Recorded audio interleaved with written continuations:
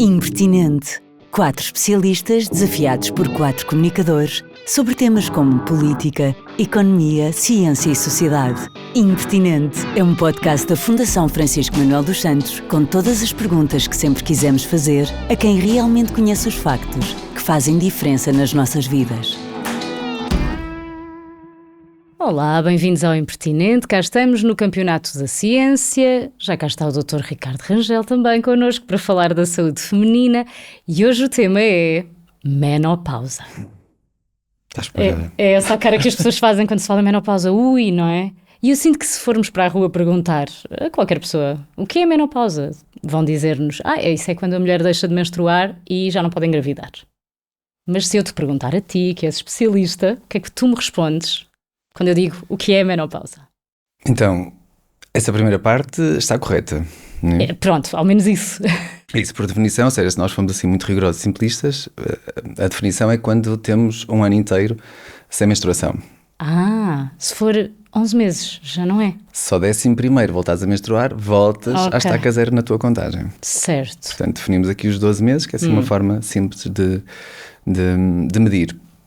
Isto por definição. Depois há todo um conjunto de alterações associadas, porque estas menstruações cessam, não é por uma entidade que decide, não é? Portanto, tem a ver com um interromper de uma comunicação entre os ovários e um eixo central, que é o hipotálamo e hipófise, que deixam de comunicar e dizem até nunca, beijinhos, gostei muito destes anos. Acabou a minha função. Exatamente. Muito bem. E o que distingue perimenopausa, menopausa e ainda menopausa precoce? Porque existem muitos destes três conceitos e sinto que se podem confundir, eu própria não sei, portanto estou à espera da tua explicação. Então vá. Menopausa, portanto, é no fundo quando temos este encerramento, portanto, estes 12 meses sem menstruação e damos como entrada numa menopausa. Os anos que antecedem e de alguma forma os posteriores são aquilo que nós chamamos o que está à volta, a perimenopausa. Embora quando falamos de perimenopausa estamos sobretudo focados nos anteriores, portanto, os anos em que já há sinais.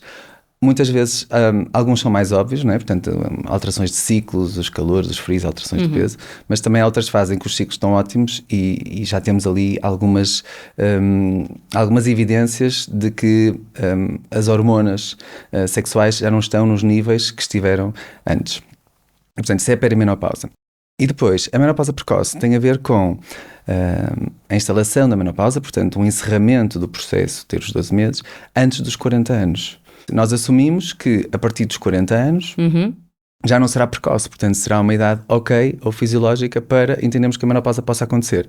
Embora se formos falar na rua ou a maior parte das pessoas, vamos sempre ter aqui um número que é o 50. Sim. Né? Aos 50 anos, a menopausa aos 50. E não se calhar porque é o mais comum. Se tu fores ver em termos de números, a maior parte da população vai se situar ali entre os 46, 48, até 52. E, portanto, para simplificar, em vez de dizer 48 ou 49, acho que o 50 fica assim mais socialmente simpático. Mas devemos entender que dos 40 para a frente já não chamamos de precoce. E isso é o que eu acho que às vezes falta aqui trazer à mesa. Conversa. Sim. E olha, lembrei-me de outra coisa, porque às vezes também ouço isto, que é, se tens a tua primeira menstruação mais cedo, aos 10, aos 11, possivelmente vais ter a tua menopausa também mais cedo. Sim ou não necessariamente? Então, isso vai depender. É uma associação que se faz muitas vezes. Sim. Para tentarmos antecipar quando vai ser. Sim, mas vai ter aqui outros fatores a ver. Portanto, a carga genética, portanto, o número de óvulos que vamos receber, que tem muito a ver também com a genética, vai interferir e, portanto, o que nós usamos mais é, que hoje em dia também não é assim tão linear, mas usamos muito com que idade é que a tua mãe entrou na menopausa? Ou seja, que carga genética é que tu trazes nos ovários e, portanto, vamos orientando por aí. Mais do que começar antes ou depois. E depois, entender que também há aqui outro fenómeno confundidor, que é a reserva ovárica vai sendo, digamos que, envelhecida mais ou menos rapidamente, consoante a vivência daquela mulher. Se trabalhou por turnos. Os filhos estão relacionados? As gravidezes? Não necessariamente, até se pensa que possa ser protetor, porque durante aquele tempo não há ovulações. Exato. Pronto. Mas os teus filhos te derem cabo de ti em termos emocionais e se forem perfeitamente desgastantes, podes estar exposto a um conjunto de ambiente estressor que vai inflamar. Alimentação desgovernada, pessoas que não vão à casa de banho todos os dias, que fumem, que tenham um consumo imenso de medicamentos, que tenham doenças inflamatórias, né? Portanto, tudo que seja um ambiente pró-inflamatório, sabemos hoje que vai acelerar o envelhecimento do ovário e, portanto, vai torná-la mais precoce. Tá? Então, não podemos dizer que tem só a ver com a genética ou com a herança da mãe ou com a idade em que começou. Embora antigamente, quando não tínhamos, se calhar, tanto esta nuvem inflamatória que trouxesse uma confusão à nossa interpretação, fosse mais linear. Exato, mas apesar de poder ser precoce, a menopausa não é uma doença, certo? É uma transição fisiológica, desejável que aconteça, que é sinal que estamos cá há muito tempo. Chegamos lá, não é? Que chegamos a essa idade. Mas parece-te que socialmente e até mesmo clinicamente ainda continua a ser tratada como uma doença? Muito, não é? Tu não ouves a conversa do o que é que eu posso fazer para tratar a menopausa ou que tratamentos é que há, não é? Portanto, se eu digo que tratamentos é que há na menopausa, eu à partida já estou a falar de um tratamento, estou a assumir uma doença, mas tu não perguntas que tratamentos é que há para a gravidez, não é? Certo. Tu na gravidez perguntas uma situação mais específica, porque sabes que é uma transição fisiológica. Portanto, eu acho que esta patologização é frequente. E depois também o facto de termos aqui o conceito de opções medicamentosas que trazemos para a mesa também acontecem, e acima de tudo, porque há aqui um conjunto de sinais e sintomas que vêm, digamos que no pacote da transição hormonal, que muitas vezes encaixam noutro tipo de disfunções ou doenças e baralhamos aqui um bocadinho. E até podem se calhar ficar disfarçados, não é? Que se houver essa toma de medicação. Que ideias erradas sobre a menopausa são mais comuns e mais prejudiciais na forma como as mulheres vivem esta fase? Qual é para ti o mito ou os mitos mais perigosos? Então, eu acho que há vários, mas se eu tivesse que escolher um, eu dizia-te aquela noção de que a menopausa é tipo o fim do mundo anunciado, sabes? A partir daqui é só perder. Vamos engordar sempre a descer. Sim, vamos engordar até o infinito, nunca mais vou dormir. Perda de líbido para sempre. Perda de líbido, perda de capacidade cognitiva, gestão de peso, né? Portanto, parece que há um acelerar, tipo, parece que se ligou o botão do envelhecimento. E a partir dali não haver uma forma de se poder controlar, parece que é uma coisa do destino. Uma inevitabilidade. Sim. O segundo, o que é que eu te diria? Diria-te, acima de tudo, que a falta de noção de que o período de transição pode ter um início, um meio e um fim, e que, portanto, aqueles sinais e sintomas podem ser como que abarcados numa fase e não terem uma espécie de perpetuação. Ok. Sim. E não precisam ser ad eterno. Sim. E que podem ser atenuados também. Sim, evitados, atenuados. E outra coisa, que é saber que há muitas mulheres que entram na menopausa sem praticamente sintomas nenhuns. E isto também tem que ser dito, porque falamos muito dos desafios, e devem ser falados, como é óbvio, mas também é preciso entender que há muitas mulheres que não têm, e que não têm só por sorte, não têm porque à partida estão como que melhores preparados. E como é que elas se prepararam, Ricardo? Essa parte é importante. Se formos simplificar, o que acontece em termos hormonais é como que num pequeno espaço de tempo, em alguns anos, há um desaparecimento de duas hormonas essenciais, os estrogénios e a progesterona. Imaginemos como que eles têm um papel sobretudo anti-inflamatório, uma relação anti-inflamatória. Se eu vou ter um desaparecimento deste suporte hormonal com características maioritariamente anti-inflamatórias, eu só vou sentir a falta delas se eu tiver um padrão pró-inflamatório. E um padrão pró-inflamatório é um bocado o que estávamos a dizer, é não dormir direito, comer de forma errada, não ir à casa de banho todos os dias, não dormir corretamente, estar exposto a uma carga de stress imensa, poluentes, tabaco, medicamentos, múltiplas cirurgias. Ou seja, deixamos de ter essas hormonas a proteger-nos e vamos ficar expostos ao que já lá estava, na verdade. E se tu fores como que normalizando esta conta de forma antecipada e a tempo, quando tu perdes este suporte naturalmente nesta fase de transição, tu não vais tanto sentir. Porque é isso que nós vemos no consultório, que é as mulheres que têm mais desafios na transição hormonal, são mulheres que estão muito mais no caminho daquilo que nós chamamos uma inflamação crónica de baixo grau, que desregula a insulina, que desregula a melatonina e o cortisol, não é? E que depois quando perdem este suporte, os sinais e sintomas vêm ao de cima. Vêm ao de cima todos. O que é que está efetivamente a acontecer no corpo da mulher nesta fase de descida hormonal, mesmo quando os ciclos são regulares? Porque a mulher pode ter um ciclo regular e já estar aqui nessa fase, certo? Sim, isso. Então, isso é muito importante que estás a dizer, porque acho que é game changer. Sim? Em que sentido? No sentido em que na cultura que nós temos, ou aquilo que é muito perpetuado, é a menopausa vem sempre associada a esta irregularidade dos ciclos, calores, suores noturnos, alteração de líbido e peso. Sim? Isso é uma fase mais, digamos que tardia do processo. Uma fase mais precoce, naquela em que nós já chamamos a perimenopausa, certo. em que muitas vezes os ciclos estão lá muito direitinhos, a pessoa não tem propriamente calores e frios, a pessoa ainda tem um peso perfeitamente Tem 39 fácil anos. de gerir. Ou 42, Ou 42. porque tu podes entrar numa perimenopausa aos 48, mas podes entrar numa perimenopausa aos 40, aos 39, 38. Né? Portanto, a descida hormonal vai depender ali de vários fatores. A primeira fase é uma fase, sobretudo, à custa da descida da progesterona e menos dos estrogénios. E a progesterona tem imensos efeitos super bonitos no corpo, mas tem um muito interessante que é uma sensibilização do neurotransmissor super importante que é o GABA. O GABA é um neurotransmissor que eu chamo-lhe o neurotransmissor do pavio curto. A quem te sossega, a quem te permite tomar decisões sem ser impulsiva, a quem te dá uma tranquilidade.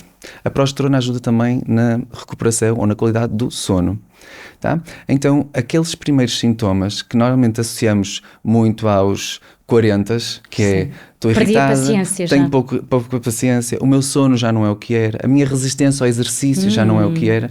Sim, muitas vezes pode ser, também pode ser em outras coisas, portanto não vamos colocar tudo aqui na mesma, mas isso é um dos sinais que tu podes ver como que o início, ou seja, a componente de falta de apoio da progesterona e as consequências neurológicas, que são super importantes, porque tu quando estás com a cabeça fora do sítio, tudo o resto vai ficar desregulado, com más decisões, né?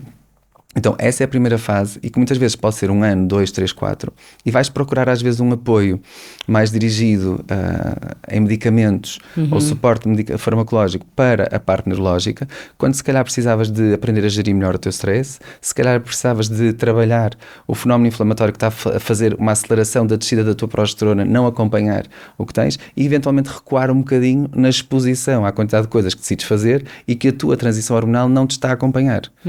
Sim?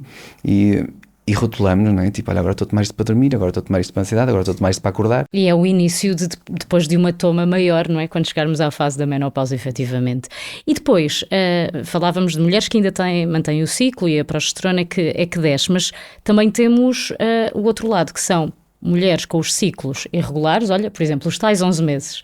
Estiveram 11 meses, já acham que estão a entrar na menopausa e de repente ovulam e engravidam. Isso. Também acontece. Sim. Como assim? Eu já estava na menopausa, senhor doutor? Isso.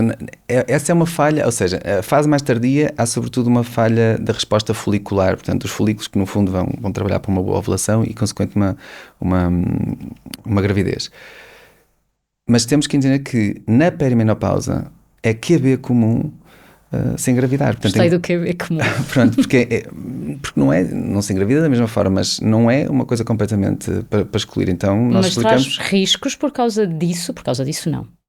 Riscos em que sentido? Não sei, é uma gravidez mais arriscada porque hormonalmente as coisas não estão tão equilibradas? Sim, mas acima de tudo pela qualidade dos óvulos. Nós sabemos que a partir de determinada idade, né, a possibilidade de termos alterações genéticas é muito maior. Né? Então nós dizemos, olha, até estamos mesmo na menopausa, há sempre uma grande possibilidade, ou não podemos excluir a possibilidade de engravidar, mesmo numa peri em que às vezes temos, sei lá, uma ovulação por ano. Certo. Só precisamos de uma ovulação. Pois, eu sei, essa parte acho que já sei. Mas agora estava a pensar, a mulher que chega aos 13 meses sem menstruação e engravida, também deve existir. Olha, não te vou excluir porque eu acho que assim, quando nós entramos na medicina e pomos sempre ou nunca, à partida estamos a correr o risco de errar. Pois vai é. sempre aparecer uma alma que vai estar um bocadinho ao lado. Exato. Mas pronto, usamos os 12 meses porque é claro, o conceito, tem que existir mas aqui não te vou uma dizer baliza. Claro, que nunca aconteceu, óbvio. Ausência de menstruação, já falaste aqui de alguns dos sintomas. Eventualmente, os famosos afrontamentos, associados também à idade da mulher, são sinais de que a menopausa poderá estar para breve. Mas qual é que dirias que são mesmo o top de sintomas que te diz claramente esta mulher já está na menopausa? Então, convém sempre olhar uma timeline, não é? Porque imagina, se de um momento para o outro eu tenho uma mulher incrível, está tudo equilibrado e de repente ela simplesmente me diz que começou com afrontamentos, eu não posso dizer que aquilo seja o maior sinal. Ou seja, é uma constelação e eu tenho que olhar um bocadinho a timeline, ver o que é que andou a acontecer para trás. Se eu vou começar ali, ela vai-me começar a queixar-se de um ano em que tem estas queixas neurológicas que falamos, mais irritabilidade, o sono mais leve. E a seguir começa a dizer que de vez em quando tem esses chamados fogachos ou esses calores noturnos e que o peso começou a ganhar 1 quilo, quase 2 3 em 6 Não meses. consegue emagrecer. E uma dificuldade em controlar, ou mesmo uma resistência ou vontade de comer doces, ou assim uns apetites um pouquinho fora do sítio. Numa casa que é aos 40 e muitos, então eu aqui já vou juntar muita coisa. Mas é importante também dizermos que, imagina, o contrário também é importante. Se tu tiveres uma mulher que tem um perfil chamado síndrome metabólico com marcada insulinoresistência, com uma obesidade mais central, mais na barriga, com colesterol aumentado, com hipertensão, uma insulinoresistência ou até os açúcares um bocadinho no limite superior, essa mulher que pode até ter falhas na menstruação por insulinoresistência e um padrão alterado hormonal, pode também ela, por si só, ter suores noturnos muito associados a esta insulinoresistência, que cria um desequilíbrio da função açúcar-insulina, e à noite pode ter aqui uma espécie de pequenas baixas de açúcar que fazem parecer os afrontamentos, e ter ainda uma reserva ovárica boa. Ok. Tá? Portanto, também depois temos que ver aqui o resto. Então, por isso é que eu digo, eu não te consigo dizer este ou aquele sintoma. Tu tens que olhar para a timeline, ver como é que foram aqueles 2, 3, 4 anos e se houve uma sucessão previsível de sinais e sintomas que no seu total tu olhas e cheira-me a menopausa. Exato. E da tua experiência, há sinais de transição que habitualmente passam mais despercebidos? Olha, eu acho que se eu tivesse que escolher, eram estes primeiros, os neurológicos. E porquê? Porque hoje em dia, qualquer pessoa que te falas está cansada, Está estressada, é ansiosa, não tem paciência, não dorme direito. Então tu ficas naquela confusão de é só mais uma pessoa ou estou aqui a desvalorizar um início quando os ciclos não estão normais, enquanto a pessoa não tem aqueles sintomas muito clássicos de secura vaginal, diminuição de líbido, sabes? Pronto, Mas então, se toda a gente está a sofrer de ansiedade e de stress e tudo mais, também fica difícil depois de perceber se realmente é ou não um sintoma. Sim, mas aí tu podes juntar avaliações hormonais, né? Podes perceber o que é que aconteceu naquela altura, podes tentar perceber se o contexto daquela pessoa justifica aqueles sinais e sintomas ou se pelo contrário não. Né? Então aí vais ter que juntar outras peças. Certo. E aí que dá a piada à coisa, né? Exato, nunca é só uma coisa, claro. No caso de uma menopausa precoce, os sinais são diferentes? Há alguma coisa que seja... Não, simplesmente está a acontecer mais cedo. Eventualmente um desafio emocional maior, porque eu acho que é um não esperado, sabes? Ok, em termos de sinais e sintomas é tudo igual, mas de repente... A mulher sofre um bocadinho mais por saber que está a ser afetada por uma menopausa que vem mais cedo do que as outras mulheres. É o não estar à espera pela má gestão de expectativa que nós criamos dizendo que o número é o 50. Se nós começarmos a explicar... dizer 40. Pronto, se explicarmos que é possível a partir dali, embora a maior parte seja noutra altura, né? Acho que quase que desculpabilizamos, ou seja, sentimos, olha, se me acontecer a mim, está tudo certo, estou dentro do que era expectável, não estava à espera, não queria tanto assim, mas... Mas já cá estamos, vamos a isso. Este cocktail de sintomas a nível hormonal decorrem da diminuição de estrogênio ou há aqui combinações hormonais muito específicas que provocam sintomas específicos também? E também conseguimos ligar cada um dos sintomas a esses cocktails hormonais? Olha, as hormonas têm uma coisa muito, muito interessante que é uma vivência promíscua, portanto, elas todas misturam-se todas. elas interferem, sobe uma, deixa a outra, a da noite interfere com a do dia, quando uma sobe a outra está a descer, portanto, elas alteram os receptores, elas têm várias interferências. Tu, quando tens maioritariamente esta dança de despedida dos estrogénios e da progesterona, depois vai haver outras acopladas que vão começar a sair do sítio, tá? Nomeadamente a insulina. Por exemplo, o estrogênio é uma hormona que de alguma forma auxilia que a insulina funcione melhor. Portanto, quando ele sai de cena, a insulina começa a funcionar pior e começa a aumentar a insulinoresistência. Tá? A insulinoresistência é quem te vai trazer uma gordura mais masculinizada, portanto mais central, vai-te aumentar os triglicerídeos e o colesterol, vai aumentar o ácido úrico, hipertensão, tá? Algum brain fog, confusão mental também. Outro desafio que também vês associado ao stress ou não, mas esta desregulação vai trazer também um desequilíbrio do cortisol, que é o hormônio de stress. Sim. E quando desequilibras o cortisol, tendes também a ter um desequilíbrio com a melatonina, porque o cortisol não deixa que a melatonina venha ao de cima, e portanto quando eu tenho o cortisol aumentado, a minha melatonina, que é o hormônio do sono, vai ter dificuldade em entrar em cena, e portanto vais ter este eixo também. O cortisol por si só também vai reforçar a insulinoresistência. E depois uma coisa que vejo muito frequente nesta fase é disfunção tiroideia. Ou seja, quando há esta alteração hormonal, este contexto, aquilo que nós vemos é mulheres mais predispostas tendem a desenvolver sobretudo hipotiroidismo. Tanto que nos rastreios, né, é sugerido, em muitos sítios, nomeadamente em Portugal, que a partir dos 50 se inclua, pelo menos uma vez por ano, uma avaliação da função tiroideia. Portanto, e cá está, voltamos aos 50, e deveríamos dizer quando a mulher entra na menopausa, porque é esta transição que aumenta o risco de desenvolvermos hipotiroidismo.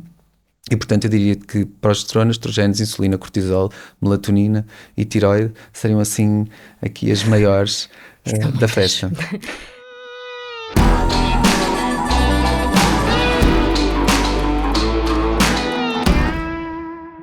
Faço agora um parênteses nesta conversa sobre a saúde da mulher para falar de um dos grandes desafios da vida do homem, a paternidade.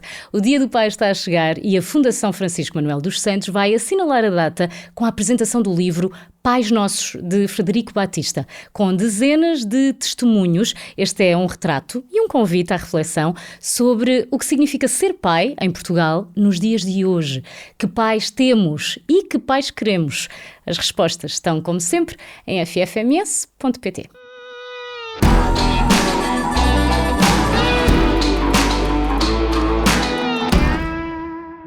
Do ponto de vista clínico, o maior erro na menopausa é tratar sintomas isolados, ignorar a transição como um todo?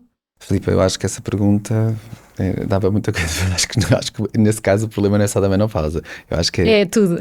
No geral, nós tendemos a pôr tudo em prateleira. Todos os problemas, sim. Tendemos a pôr tudo em prateleiras, não é? Se tu olhares para estas consequências neurológicas do déficit de progesterona que nós falamos, e se olhares só para aquilo, tu vais pensar, pronto, esta pessoa precisa de um apoio para dormir, precisa de um apoio neurológico para a ansiedade. Né? Mas depois, a seguir, ela começa a engordar e começa a ter insulinoresistência. Então eu vou pensar, então precisa de um endocrinologista. Mas depois tem secura vaginal, então se calhar vai precisar de um ginecologista. Então se eu começar a olhar e se eu entender que é tudo o mesmo contexto de desregulação hormonal, eu posso dividir as pecinhas todas, mas há uma coisa aqui em comum. Tá? Então eu acho que essa tendência é nossa, portanto esta hiperespecialização e só ver aqui uma área, e está tudo certo, porque às vezes facilita o caminho, não é? Eu fico muito bom naquilo e portanto eu vou ser a única pessoa a conseguir solucionar aquilo, mas de vez em quando fazer o zoom out e perceber que o contexto é um bocadinho maior, também vai facilitar a vida ao doente, porque senão ele vai parecer que quer ir à loja de cidadão e vai andar de Mas eu acho que é isso que acontece, não é? Não. Habitualmente. Do ponto de vista das mulheres, muitas chegam à menopausa já bastante desgastadas pelos sintomas e todas essas mudanças no corpo de que já falaste. Sofrer nesta fase, tu vais-me responder que não. Sofrer nesta fase é inevitável? Não te consigo responder que não. Cuidado. Não, acho que é trazer ferramentas, sabes? Acho que é um desafio, acho que é preciso ter consciência do desafio, acho que acima de tudo termos um bocadinho de resiliência e perceber que as diferentes fases da vida, seja o que for, seja um trabalho novo, seja começar a menstruar, seja deixar de menstruar, seja engravidar, desengravidar, são desafios, e que também aqui vamos ter uma fase que se vai encerrar, não é? Uma fase em que o corpo se predispunha à possibilidade de gerar um novo ser e vai dizer, a partir de agora não. E portanto ele sai desta dança e passa para uma fase estável. E portanto há desafios, não é? Porque é uma transição, todas as transições acarretam algum desconforto. Mas também tem coisas boas, se é uma fase estável, não é? Nós passamos eu sinto que a vida toda a tentar chegar a essa fase estável. Pronto, e é aí que eu acho que nos devemos focar também, e não no demonizar a transição, que é um desafio, né? Tu pegares num barco e vais de um porto ao outro, portanto podes ter uma tempestade, podes ter aqui algumas situações que se tornam mas depois da transição pode vir ali uma bonançazinha. A maior parte dos doentes sossega. Há um estudo giríssimo, que eu acho que, não sei se já partilhei contigo, mas há um estudo muito engraçado que mostra que a percepção de felicidade das mulheres dos 62, 63 para a frente é superior à mesma percepção das mulheres antes dos 45. Isso é incrível. E, portanto, depois de haver ali uma fase de tormenta, há uma estabilização.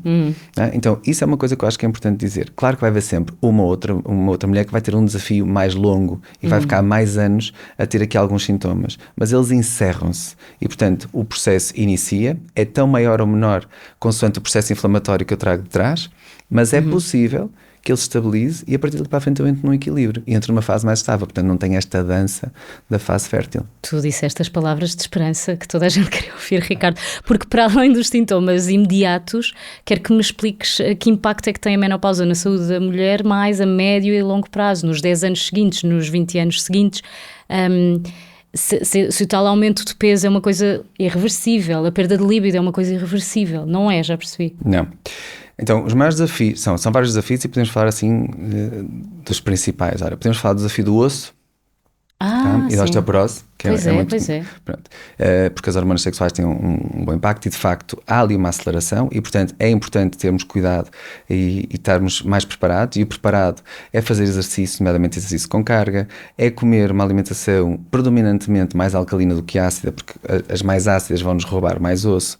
Ter a noção que temos todas as vitaminas e minerais e não só o cálcio, que é só o hiperfoco, toda a gente só quer saber do cálcio. Pois é. E falta tudo o resto que suporta que o cálcio vá para o sítio certo. Dormir. Tá? Ter as hormonas da noite no sítio certo, que são ótimas para repor o nosso sono. E é isso, portanto, o osso é uma questão, e acho que com hormonas com terapia hormonal ou não, é importante nós fazermos trazer outras ferramentas de suporte para que ele se estabilize, e, portanto, é um desafio, é um facto, mas é possível estabilizá-lo na maior parte das situações. Ricardo, falaste aí da alimentação mais alcalina e menos ácida. O que é que isso significa ao certo? Eu pensei em limões e laranjas. Temos que tirar nesta altura. Não é bem isso. Não. Olha, pronto, muita coisa que podemos falar, mas imagina, resumidamente, nosso sangue, ele é ligeiramente alcalino.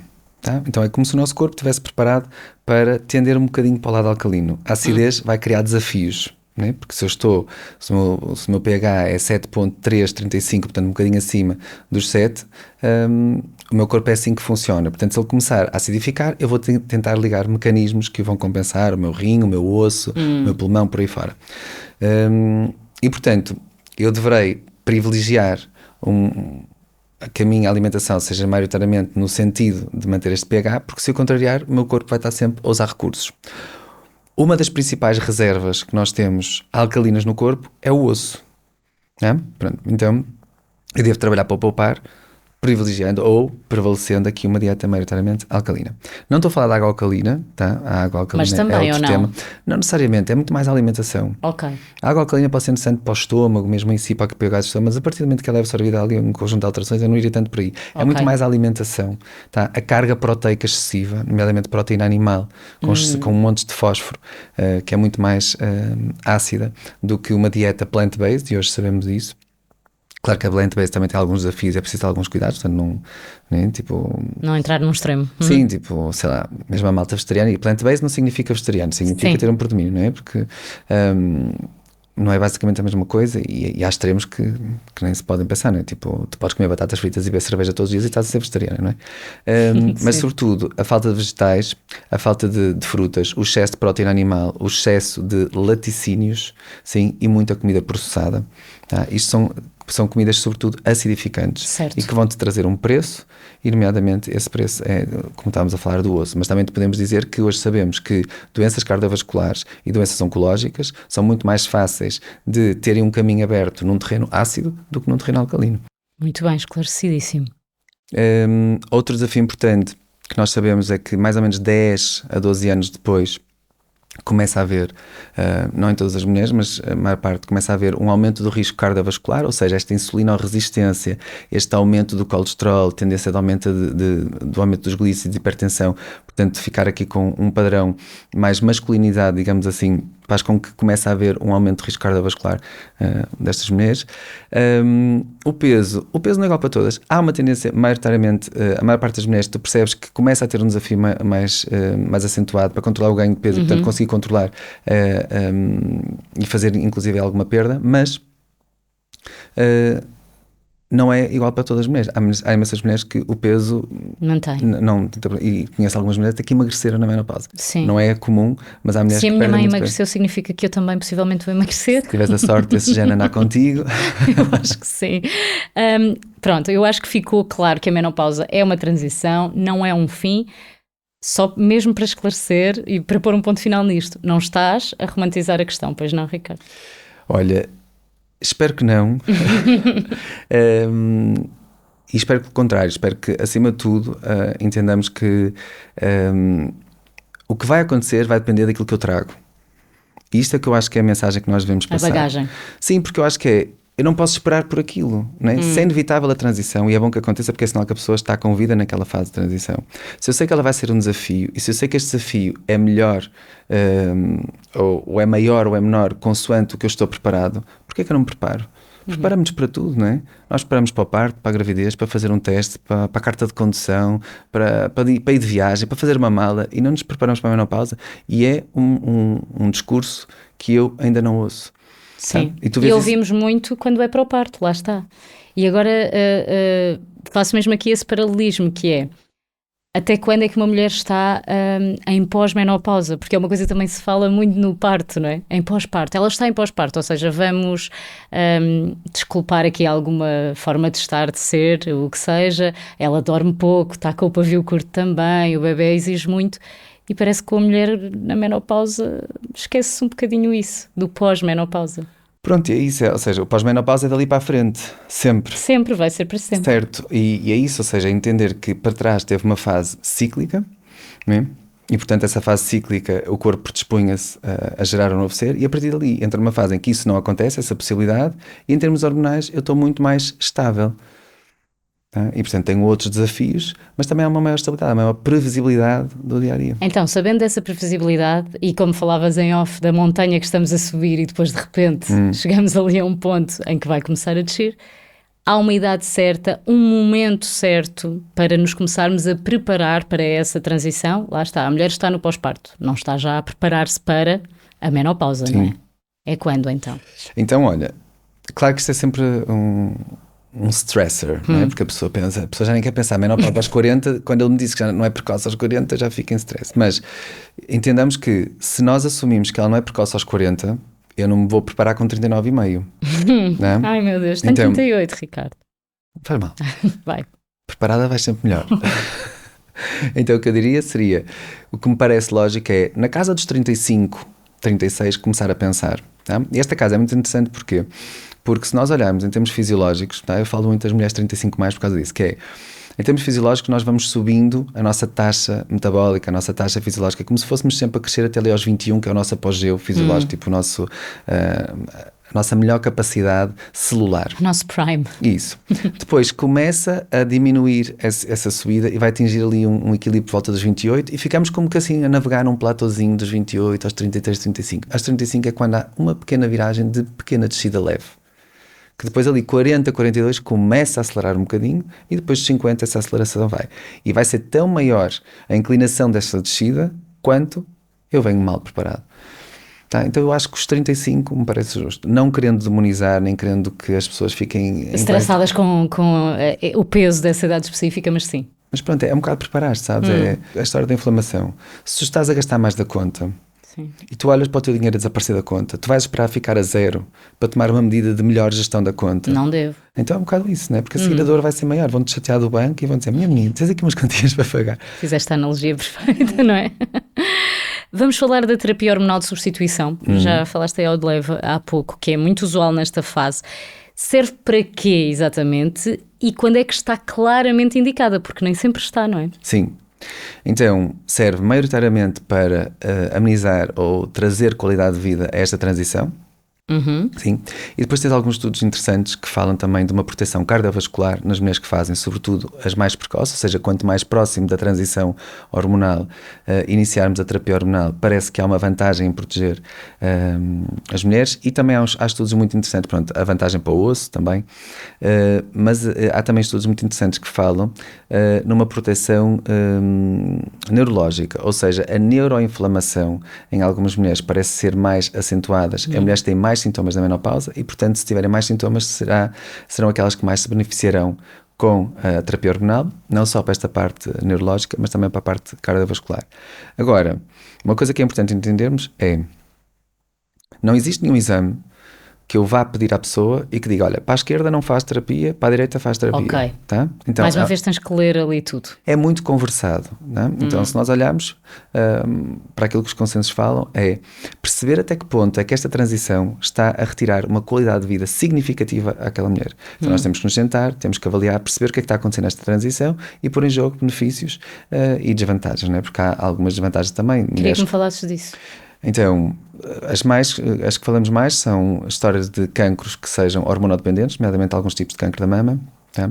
E história de patologia de coágulos, ou seja, trombos, AVCs, coronariopatias, normalmente são contraindicações. Depois tens algumas contraindicações como hemorragias uterinas não explicadas ou alguns doentes com desafios de fígado muito marcados, doenças de fígado graves. Mas possivelmente, conhecendo o historial clínico daquela pessoa, conseguimos mais ou menos antecipar também isso. Tens sempre que colocar isso. Porque imagina, se tiveres uma mulher com sintomas muito marcados e que tiver uma grande contraindicação, tu vais ter que pensar muitas vezes antes de decidir, né? Portanto, tens de ali pôr os prós e contras. E portanto, acho que é importante as pessoas perceberem. Porquê? Porque eu também vejo muito o contrário, que é, de repente parece que se tu entras na menopausa e se te esqueceres de fazer terapia hormonal de substituição, perdeste o autocarro.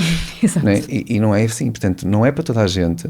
Tá? E portanto, se nós defendemos uma medicina individualizada, devemos pensar nisso. Portanto, se estou a dizer que uma coisa é para toda a gente, já não estou a individualizar. Claro. Tá? Então, é importante entender que há mulheres que vão passar por uma menopausa tranquila, que essa transição vai depender muito daquilo que eu trago de trás, e isso sim é importante nós vermos. E depois, se mesmo assim não funcionar, ou se tivermos aqui alguma situação que geneticamente ou em termos de comportamento há um desafio com uma grande perda de qualidade de vida e não houver contraindicações, então trazemos para a mesa uma terapia. E essa terapia não tem que ser feita para toda a vida. Hoje em dia as guidelines já aceitam que possa ser em alguns casos prolongada muito tempo. Antigamente temos mais ou menos até aos 10 anos, mas muitas mulheres vão precisar dela durante 1 ano, 2, 3, às vezes 5. A média que nós vemos é uma transição de 2, 3 anos, às vezes até 5. E portanto não temos que pensar que é uma coisa ad eterno e que é para fazer para toda a gente. E as mulheres que já têm os sintomas de menopausa completamente instalados, podem fazer terapia hormonal de substituição ou não? Podem.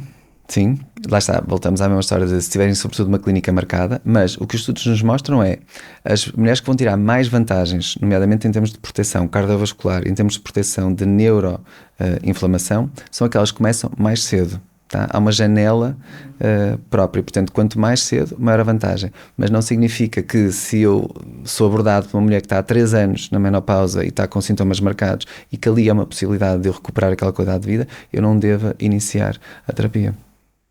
Então, e para além da terapia hormonal de substituição, que outras estratégias é que fazem mesmo a diferença nesta fase? Nutrição, sono, gestão do stress, suporte hormonal funcional. É o que eu tenho aqui, não é? Isso, para que responder, não é? Sim. Portanto, no fundo é organizar a casa. Às vezes basta isso, não é? Filipa, isso é basicamente aquilo que te faz funcionar ou desfuncionar. Todos os dias. Aquilo que tu trazes para dentro do teu corpo é aquilo que ele tem para se gerir. Se o que tu trazes é precário, como é que ele se vai gerir bem? Percebes? Se o exercício é precário, se os nutrientes são precários, se o sono não existe, se estás sempre exposto ao stress, ele vai se gerir com o quê? Não há milagres. Nós temos que entender isto. A maior parte das coisas que acontecem connosco tem a ver com aquilo que nós colocamos. Então, se eu quero que cá dentro haja uma máquina que funcione melhor, então é legítimo que eu ponha lá dentro melhores funcionários, não é? Para que ela aconteça. Então, é aí que nós falamos da história da prevenção, que nós falamos da desinflamação. Porquê? Porque esta inflamação não aconteceu por decreto. Ela aconteceu porque durante anos sucessivos eu escolhi mal um conjunto de coisas, nomeadamente o que eu como eu me mexo ou não me mexo, como eu estou a dormir, como eu relaciono, né? E fui ao médico quando já não aguentava mais e depois tive que levar com medicação. Porque muitas vezes é isso que acontece, não é? Muito, e se calhar já tinha sinais e sintomas antes que fui também normalizando, porque toda a gente tem dor de cabeça, porque toda a gente anda cansada, porque toda a gente não dorme, né? E portanto fui deixando de chegar a um limite, e no limite é quando eu tenho aquela conversa séria, não é? Tipo, eu tenho o meu corpo, não olha para mim, ele grita comigo e diz, põe-te em ordem porque eu já estou a avisar há muito tempo. Isso. Obrigada, Ricardo. Agora já sabemos que a menopausa não é uma falência do corpo, é uma fase, é uma transição, depois vêm dias muito melhores, ficamos todas ótimas e estáveis até ao fim, não é? Esperemos. Por isso, o importante é prepará-la para nos dar margem de escolha para vivermos o melhor possível. E no próximo episódio, para terminar este ciclo da saúde feminina, vamos falar do nosso segundo cérebro, finalmente, do intestino. Estás preparado? Estou. Preparadíssimo. É um tema muito interessante, onde tudo começa e tudo acaba. Até lá. Até lá. Impertinente. Quando há factos, há argumentos. Um podcast disponível em ffms.pt e nas plataformas habituais.